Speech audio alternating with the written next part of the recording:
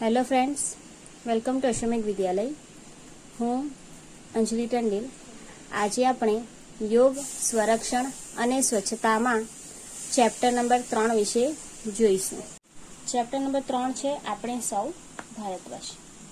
આપણે સૌ ભારતીય છીએ. ભારત આપણી માતૃભૂમિ છે. આપણે સહુ એક છીએ.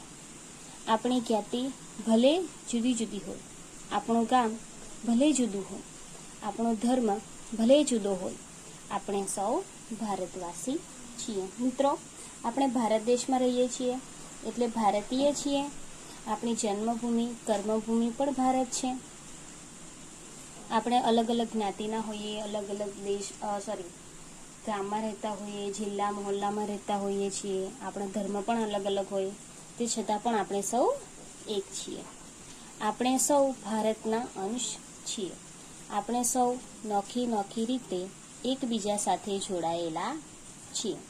એક વિશાળ વટવૃક્ષની અનેક ડાળીઓ હોય છે. કોઈ જાડી હોય, કોઈ પાતળી, કોઈ ઊંચી હોય તો કોઈ નીચે, વળી કોઈ લીલીછમ દેખાય તો કોઈ વળી સૂકી ગાંઠ જેવી. એ વટવૃક્ષનો જ ભાગ ગણાય છે. આપણે સૌ એક જ શરીરના જુદા જુદા અંગોની જેમ વિશાળ ભારતના જુદા જુદા અંગો છીએ. આપણે સૌ સરખા છીએ. અમીર, ગરીબ કે ઊંચ નીચના કોઈ ભેદ કરવા આપણા માટે યોગ્ય નથી. બાળ મિત્રો, અહીં એક સરસ મજાનું ઉદાહરણ દ્વારા સમજાવવામાં આવ્યું છે કે એક મોટું વટવૃક્ષ છે, બરાબર? તો એની ઘણી બધી ડાળીઓ હોય છે. કેટલી ડાળીઓ જાડી હોય, અમુક ડાળીઓ પાતળી હોય છે, કોઈ ઊંચે ગયેલી હોય, કોઈ નીચે ગયેલી હોય, કેટલીક લીલી હોય, કેટલીક સુકાઈ ગયેલી હોય, પરંતુ સમગ્ર રીતે તો એક વૃક્ષનો જ ભાગ હોય છે, બરાબર? તેવી જ રીતે આપણે પણ એક શરીર હોય તો એના જુદા જુદા અંગો હોય, એવી રીતે આપણે જુદા જુદા અંગો છીએ, પરંતુ ઓવરઓલ તો આપણે એક જ ભારત દેશના વાસી છીએ. આપણે સૌ એક રહીશું. એક રહીને જ આપણે ભારતીયતા ધારણ કરી છે. આપણે આપણા અખંડ ભારતની એકતાની વાત કરીએ છીએ.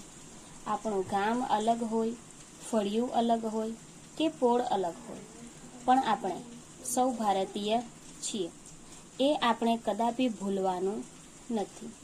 આપણે ગુજરાતમાં હોઈએ કે કેરળમાં, કાશ્મીરમાં હોઈએ કે કન્યાકુમારીમાં, આપણે સૌ ભારતીય છીએ.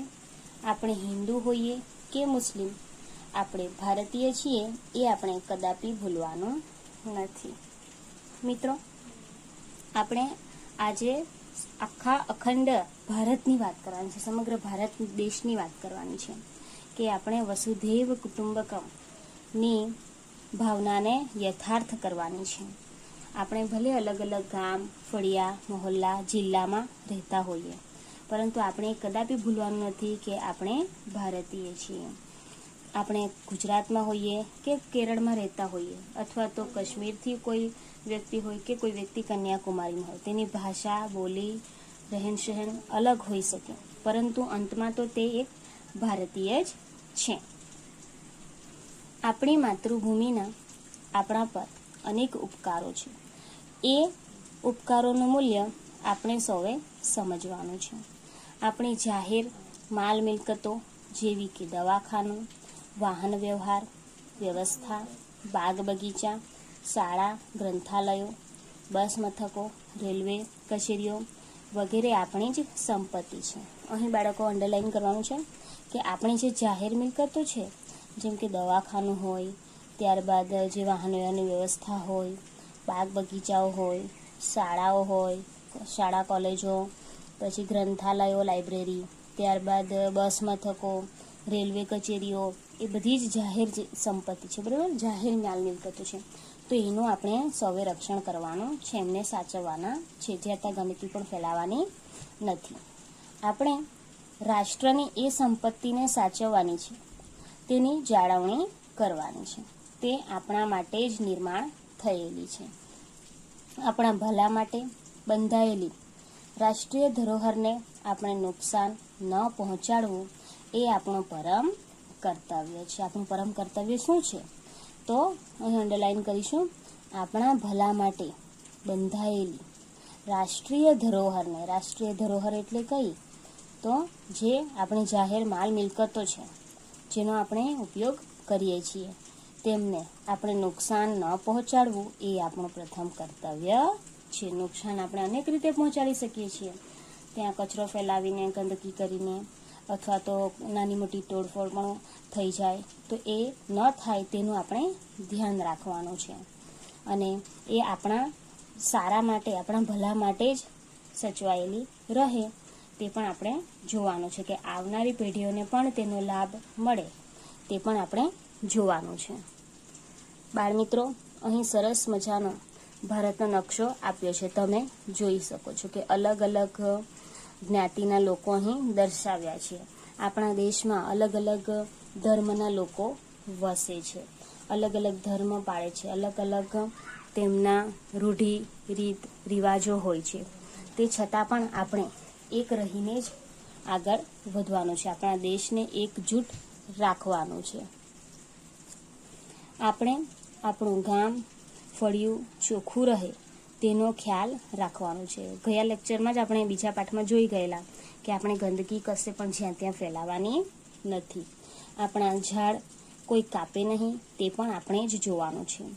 મિત્રો, આજકાલ જંગલોનો એટલો બધો વિનાશ થઈ રહ્યો છે કે જેના કારણે ગ્લોબલ વોર્મિંગ જેવી સમસ્યાઓ ઊભી થાય છે. તો ભવિષ્યમાં આ સમસ્યા વધુ પડતી ન થઈ જાય તેના માટે આપણે ઝાડ કોઈ કાપે નહીં તેનું પણ ધ્યાન રાખવાનું છે. શાળામાં આપણે સૌ હળી મળીને ભણીએ અને બીજાને પણ ભણવા દઈએ. આપણે શાળામાં જઈએ છીએ ત્યાં પણ અલગ અલગ સ્થળોથી બાળકો આવે છે, આપણા બાળ મિત્રો હોય છે, તો એમની સાથે પણ આપણે હળી મળીને જ રહેવાનું છે. વાંચનાલયના પુસ્તકોની કાળજી રાખવી એ પણ આપણું પરમ કર્તવ્ય છે. વાંચનાલય એટલે લાઇબ્રેરી, ત્યાં પણ આપણે જઈએ તો વ્યવસ્થિત રીતે પુસ્તકો લેવા મૂકવા, તેમનું વાંચન કરવું એ પણ આપણી પ્રથમ જવાબદારી છે. આપણો દેશ માથે કુદરતી આફતો આવે કે કોઈ વિદેશી આક્રમણ થાય ત્યારે તેનો સામનો કરવા આપણે સૌએ તત્પર રહેવાનું છે. અહીં આપણે અંડરલાઈન કરીશું મિત્રો. આપણા દેશમાંથી કુદરતી આફતો આવે કે કોઈ વિદેશી આક્રમણ થાય ત્યારે તેનો સામનો કરવા આપણે સૌએ તત્પર રહેવાનું છે. આપણે આપણી દેશભક્તિ પણ દાખવવાની છે. કોઈ પણ કુદરતી આફત હોય અથવા કોઈ એવી વૈશ્વિક મહામારી જેવી સમસ્યા આવી જાય ત્યારે આપણે એકજૂટ બનીને એનો સામનો કરવાનો છે. વળી આપણા દેશના કાયદા કાનૂન પ્રમાણે ચાલવાની આપણી ફરજ છે. આ પણ આપણી મુખ્ય ફરજ છે કે જે નીતિ નિયમો બનાવ્યા છે, જે કાયદા કાનૂન બનાવ્યા છે, આપણા હિત માટે જ હોય છે, તો આપણે એનું પણ સદા પાલન કરવાનું છે. આપણા દેશ હિતને નુકસાન પહોંચે કે દેશના ગૌરવને કલંક લાગે તેવું આપણે કોઈ પણ કાર્ય કરવાનું નથી. આપણે આપણા પ્રજાસત્તાક શાસનનું ગૌરવ વધારવાનું છે. આપણો દેશ પ્રજાસત્તાક છે, તો આપણે પ્રજા દ્વારા ચાલતું શાસન છે, બરાબર? તો આપણે એનું ગૌરવ સદા માટે વધારવાનું છે, એનું જતન કરવાનું છે. એ પ્રજાસત્તાકતા આપણે ખોરવાઈ ન જાય એનું ધ્યાન રાખવાનું છે. આપણે સૌ ભારતવાસી છીએ, ભારતીય છીએ, તે સદાય આપણે યાદ રાખવાનું છે. વસુધૈવ કુટુંબકમની ભાવના આપણે યથાર્થ કરવાની છે. આપણે સદાય એને દિલમાં રાખવાનું છે, સદાય માટે યાદ રાખવાનું છે. તો મિત્રો, ખ્યાલ આવ્યો? આજના લેક્ચરમાં આપણે શું શીખ્યા? તો આપણે સૌ ભારતવાસી છીએ, ભારતીયતા આપણામાં હોવી જોઈએ. ભલે આપણે અન્ય દેશ વિદેશમાં ફરીએ, પરંતુ આપણે ભારતીય છીએ એ આપણે કદાપી ભૂલવાનું નથી. હવે આ પાઠની પાછળ જે સ્વાધ્યાય આપ્યું છે એ તમારે બધા વિકલ્પો છે એ તમારે બુકમાંથી શોધીને કરવાના રહેશે. નેક્સ્ટ લેક્ચરમાં ફરીથી મળીશું. Thank you.